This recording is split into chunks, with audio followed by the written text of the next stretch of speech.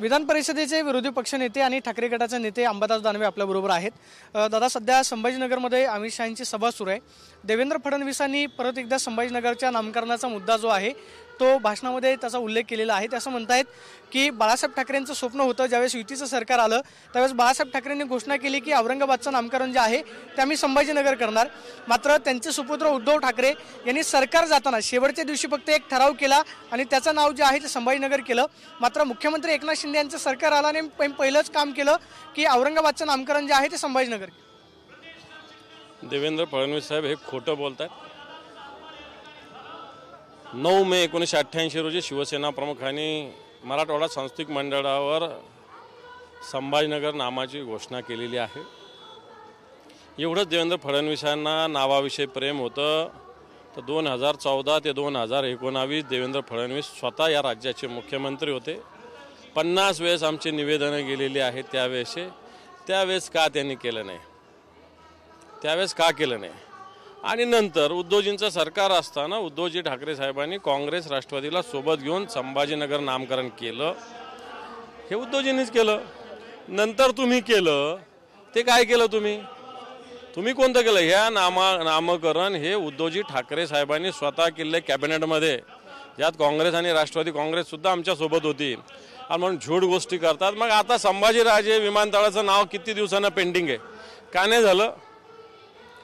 महाराष्ट्र विधिमंडळाचा ठराव आहे, का करत नाही केंद्राचं सरकार? का करत नाही? अजूनही विमानतळावर संभाजीनगर नाव का येत नाही? रेल्वे स्टेशनवर अजूनही संभाजीनगर नाव का येत नाही? आणि म्हणून या सगळ्या झूट खोट्या गोष्टी देवेंद्रजी फडणवीस आणि भारतीय जनता पार्टी करते। ते असं म्हणतात की उद्धव ठाकरेंनी फक्त ठराव केला, आम्ही ज्यावेळेस सरकार आलं त्यावेळेस हा प्रस्ताव केंद्र सरकारला पाठवला आणि त्याच्यावरती पहिली सही ही अमित शहांची आहे। अमित शहांच्या सहीनंतर त्या शहराचं नामकरण जे आहे औरंगाबादचं संभाजीनगरचं। आता ते कसं आहे, अमित शहा असले की अमित शहांची सही म्हणतात, नरेंद्र मोदी असले की नरेंद्र मोदींची सही म्हणतात, असं तर त्यांचं काम आहे। मला सांगा, उद्धवजी ठाकरे साहेबांनी केलेला ठराव आहे का नाही आहे त्यांनी स्पष्ट करावं, कॅबिनेटमध्ये झाला का नाही झाला एवढं त्यांनी सांगावं। त्यांनी केलं, त्यांनी जर केला नसता ना तुम्ही संभाजीनगर नामकरणाला शिवले पण नसते। हे उदाहरण मी सांगतो ना की 2004 ते 2014 ते 2019 त्यांचं सरकार होतं, त्याच का नाही केलं? ते अमित शहांना खुश करण्याचा प्रयत्न करतात। मग का खुशमस्करीपणाच आजकाल राजकारणात काय चालू आहे बाकी? मात्र ते असं म्हणतायत की चुकीचं मतदान जे आहे ते लोकसभा निवडणुकीमध्ये करू नका। संभाजीनगरच्या जनतेनं पाहिलंय की चुकीच्या खासदाराला मतदान केलं, 370ला त्या खासदारानं विरोध केला, राम मंदिराला विरोध केला, अशा माणसाला तुम्ही निवडून दिलं।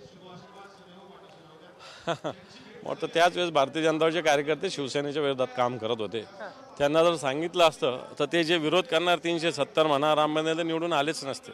म्हणजे भाजपच्या कार्यकर्त्यांनी काम केलं नाही म्हणून चंद्रकांत खैरे पडले। हा, मग जे भारतीय जनता पार्टीने हर्षवर्धन जाधवच्या मागे भारतीय जनता पार्टीची अख्खी फौज उभी होती त्यावेळेस। आगामी काळातलं काय चित्र पाहायला मिळेल संभाजीनगरचं? आज अमित शहांची सभा झाली आहे, देवेंद्र फडणवीस असतील किंवा महायुती अजित पवार जे आहेत, तिकडे दुसरीकडे एकनाथ शिंदे तुमचे आधीचे सहकारी होते, या सगळ्यांच्या सभा होणार आहेत। अमित शहांची आज सभा झाली, संभाजीनगरचं काय चित्र पाहायला मिळेल? अजून नरेंद्र मोदी जरी आले संभाजीनगरात तरी शिवसेनेची जागा निवडून येईल। आपण पाहतोय की संभाजीनगरमध्ये पंतप्रधान नरेंद्र मोदींची जरी सभा झाली तरी सुद्धा संभाजीनगरची जागा जी आहे ती शिवसेना जिंकेल असा विश्वास विरोधी पक्षनेते अंबादास दानवेंनी व्यक्त केल्याचं पाहायला मिळतंय। Camera person Vicky Sonvi, Pradeep Kapse, TV9 Marathi, Pune.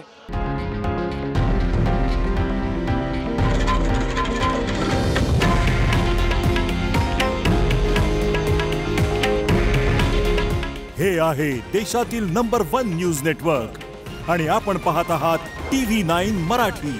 काळजी तुमची, हित महाराष्ट्राचं।